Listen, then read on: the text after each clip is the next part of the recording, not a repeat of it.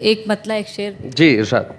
मुझे तुझसे मोहब्बत है मगर मैं कह नहीं सकती।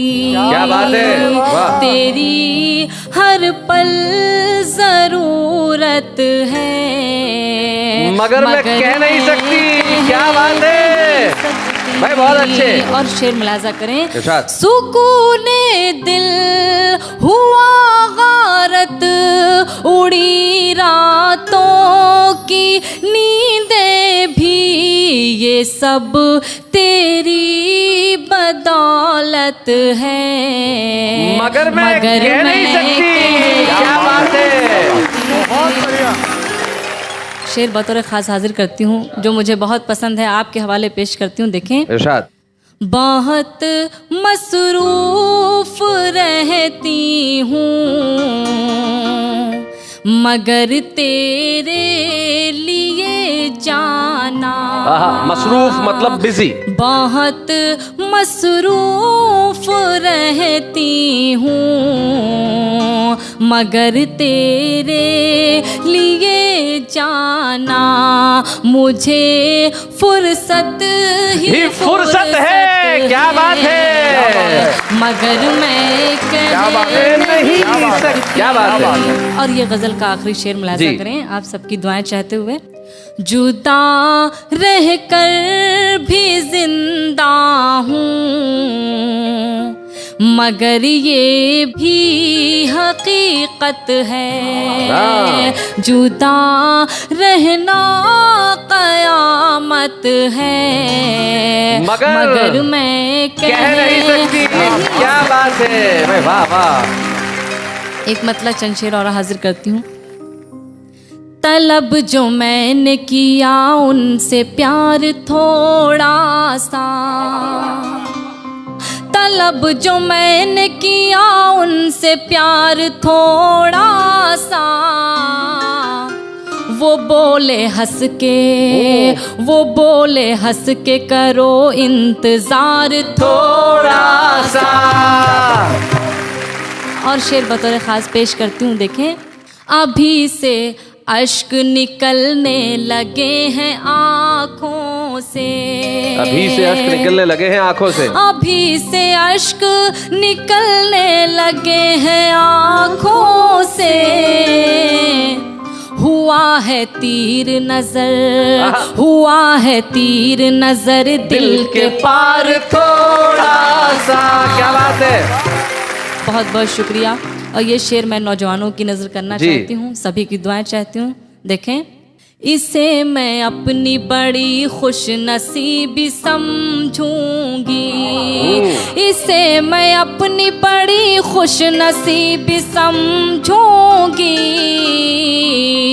जो आपका मुझे, जो आपका मुझे मिल जाए प्यार थोड़ा सा, जो आपका मुझे मिल जाए प्यार थोड़ा सा।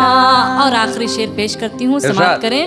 किया था वादा जो तुमसे उसे निभाने को, किया था वादा जो तुमसे उसे निभाने को।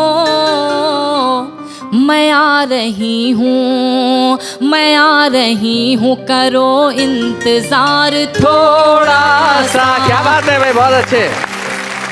जी मैं एक शेर इनको नज़र करती हूँ दादाजी को, अगर बहुत माजरत के साथ। 21वीं सदी के दादाजी। दादाजी इन दोनों को करो। नहीं आपको नजर करती हूँ। आपको पता नहीं कि असली छुपे रुस्तम भाई इन्हें दादाजी मत कहो। हाजिर करती हूँ ये शेर। देखें कि अजीज इतना ही रखो कि दिल बहल जाए, अजीज इतना ही रखो कि दिल बहल जाए, किसी को इतना ना चाहो कि दम निकल जाए। हाय हाय हाय हाय हाय, क्या बात है भाई, वाह वाह। एक गीत पेश करती हूँ आपके बीच। जी इरशाद। अब सहा जाता नहीं मुझसे जुदाई का अलम, लौटाओ न सनम, अभी जाओ न सनम। अब सहा जाता नहीं मुझसे जुदाई का अलम, लौटाओ न सनम, आ भी जाओ न सनम। बंद पेश करती हूँ। कोई अपनों से भी क्या दूर कहीं जाता है। क्या बात है। कोई अपनों से भी क्या दूर कहीं जाता है।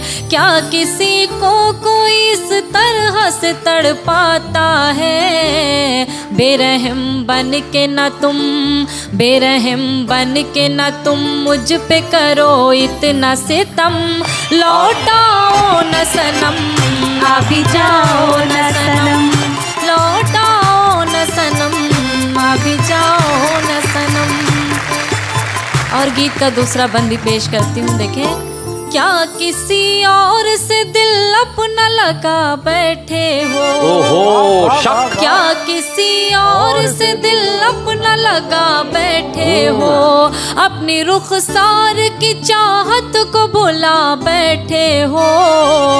देखो टूटे न कहीं, देखो टूटे न कहीं अपनी मोहब्बत का भरम। क्या बात है। लौटाओ न सनम, आ भी जाओ न सनम।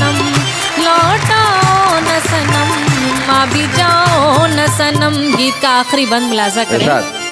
याद आती है वो गुजरी हुई रातें मुझको, वो मुलाकातें, वो तन्हाई की बातें मुझको। उन्हीं लम्हों की महकती हुई यादों की कसम। क्या बात है। लौटाओ न सनम, आ भी जाओ न सनम। लौटाओ न सनम, आ भी जाओ न सनम। क्या बात है। वाह वाह रुखसार, बहुत अच्छा। देखिए, रुखसार ने मोहब्बत की शायरी की, बहुत बढ़िया गीत सुनाया। नायिका कहती भी है कि लौट आओ न सनम। लेकिन देखिए साहब, मनोज आप मेरी बात से इत्तेफाक रखेंगे कि सदियां बदल जाए, नायिका का शक नहीं बदलता। नायिकाएं अपने प्रेमियों पे हमेशा शक करती रहेंगी, लेकिन आपकी कविता लिखने की ताकत, आपकी शेर कहने का अंदाज, इस पे हमें कोई शक नहीं है। इसलिए ये हमारा फर्ज है कि आज आपने यहाँ आके कविता पढ़ी है तो हम आपको छुपे रुस्तम की एक ट्रॉफी प्रदान करें, जिसे आप बलरामपुर में ले जाके दिखाएं कि ये वाह वाह क्या बात है कि ट्रॉफी है। बूढ़े हैं, नर है या नारी है, हंसी देने वालों के सब ही आभारी है। कविता सुनाने वाले अब सबके साथ है। क्या बात है। सिर्फ आप ही नहीं, देश की सारी नई पीढ़ी को वाह वाह क्या बात है कि मंच द्वारा हम यही कहेंगे कि इस कलम से कुछ आप ऐसा लिखें कि जागृति हो, जागरण हो, और 21वीं सदी में हम देश को बदलने का करें काम। ये कविता सुनो आप। तेरे पास ज्यादा सेंस नहीं है, बकवास मत कर, तेरे फोन में बैलेंस नहीं है। ये जो जिंदगी है, ये कविताएं जो आगे बढ़ती है, बड़ा कमाल का होता है। मैं तुझसे बात करता रहा, मैं तुझसे बात करता रहा, तुझ पे प्यार आ गया। मैं तुझसे बात करता रहा, तुझ पे प्यार आ गया, अंधेरी से चढ़ा था वीरार आ गया। तो ये जो कविताएं हैं, ये बड़ी कमाल की कविता है साहब। लेकिन हमारा आम आदमी ये 21वीं सदी की कविता किस ढंग से करता है, जरा देखते हैं। अर्ज किया है, मैं जब भी पार्टियों में जाती हूँ, कविता सुनाती हूँ, छा जाती हूँ, और 10 आदमियों का खाना अकेले ही खा जाती हूँ। ग्रीन ग्रीन घास में हरे हरे तोते, ग्रीन ग्रीन घास में हरे हरे तोते, हम तो रोज नहा लेते, आप मुंह भी नहीं धोते। चप्पल छोटी हो तो पाँव में नहीं आती, चप्पल छोटी हो तो पाँव में नहीं आती, भाई साहब बेबी मोटी हो तो बाहों में नहीं आती। बागों में फूल खिलते रहेंगे, रातों में दीपक जलते रहेंगे। खुदा आपको सारी खुशियाँ दे, बाकी तकलीफ तो हम देते ही रहेंगे। आज का ये इंसान को डस रहा है, और सांप बाजू में बैठ के हंस रहा है।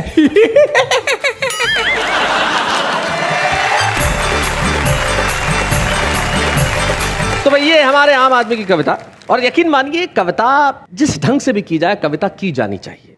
लेकिन कुछ लोग होते हैं जो उन्हें ढंग से करने का काम करते हैं। वो जब कविता लिखते हैं उनके पास एक उद्देश्य होता है। एक ऐसे ही कवि जिनको आज हम इस मंच पे सम्मानित करना चाहते हैं, उन्होंने लोकप्रियता की दौड़ में बने रहने के लिए कुछ ऐसा नहीं किया जो उन्हें कविता के कर्म से अलग करता हो। एक छोटे से कस्बे में रह के भी वो अपना कार्य करते रहे, कविताएं लिखते रहे, लोगों तक पहुंचाते रहे। उनके पास सिर्फ एक चीज थी, वो कविता। और आइए हम उनका आज स्वागत करें, इस मंच पे सम्मानित करें मनोहर मनोज को। बच्चे हैं या बूढ़े हैं, नर है या नारी है, हंसी देने वालों के सब ही आभारी है। कविता सुनाने वाले अब सबके साथ है, क्या बात है। मनोहर भाई, नॉर्मली जब किसी को सम्मानित करते हैं तो चेहरे पे खुशी के भाव होते हैं, आप ऐसे उदासी वाले भाव पे लेके क्यों खड़े हुए हैं? मैं ये सोच रहा हूँ कि कुछ पुरस्कार हमारे यहाँ मरणोपरांत दिए जाते हैं। अच्छा। कुछ सेवानिवृत्ति के बाद दिए जाते हैं। मुझे इस बात का गिला है कि ये पुरस्कार मुझे पैर टूटने के बाद मिला है। मनोज जी, एक चीज, इतने सालों के कविता जीवन में कोई एक संस्मरण जो आपको अपने कवि सम्मेलन ये यात्रा का सदैव याद रहता है? एक घटना अक्सर याद आती है, उसमें भुला नहीं पाया जी। हरदा में कवि सम्मेलन था जी। उस समय ये मोबाइल वगैरह नहीं थे और कवियों से संपर्क बहुत कम हो पाता था। मधुप पांडे जी को नागपुर से आना था। कवि इतने सुविधा युक्त नहीं थे कि उनको एसी या हवाई यात्राओं की सुविधा मिलती थी जी। तो ये तय किया गया कि भाई मधुप पांडे को ढूंढेंगे कहाँ, किस गाड़ी में, किस ट्रेन में हैं। तो शैल चतुर्वेदी जी और शरद जोशी उस मंच पर थे। हम सब स्टेशन गए। अच्छा। और ये जिम्मा किया गया कि भाई देखना, जो स्लीपर की बोगियां हैं उस तरफ तो माणिक वर्मा और शरद जोशी जी ढूंढेंगे, शैल जी एसी के डिब्बे तरफ चले जाएंगे, और मनोज तुम एक काम करना, वो मधुप भाई का कोई भरोसा नहीं है, हो सकता है जो 2 डिब्बों का जोड़ होता है कफलिन जी, उसके बीच में बैठ के ना आ रहे हों। तो मैं वहां देखने चला गया था। क्या बात है, वाह वाह वाह वाह।